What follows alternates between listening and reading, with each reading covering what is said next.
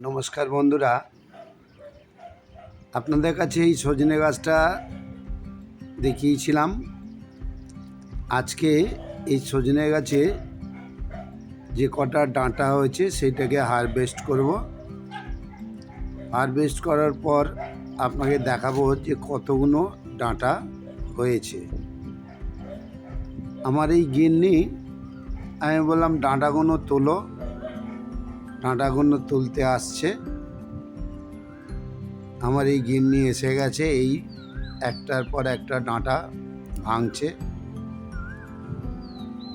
এই ডাঁটাগুলো এত সুন্দর হয়েছে, এত বড় বড় হয়েছে।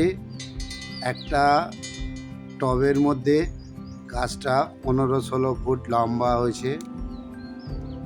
দেখুন, একটা দুটো নয়, অনেকগুলো ডাঁটা।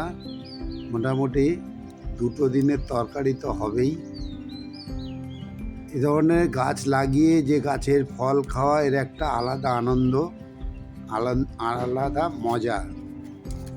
আপনাদের কাদের কাদের এরকম বাড়িতে গাছ আছে কমেন্টে জানাবেন। দেখুন, আজকে এতগুলো ডাঁটা হয়েছে।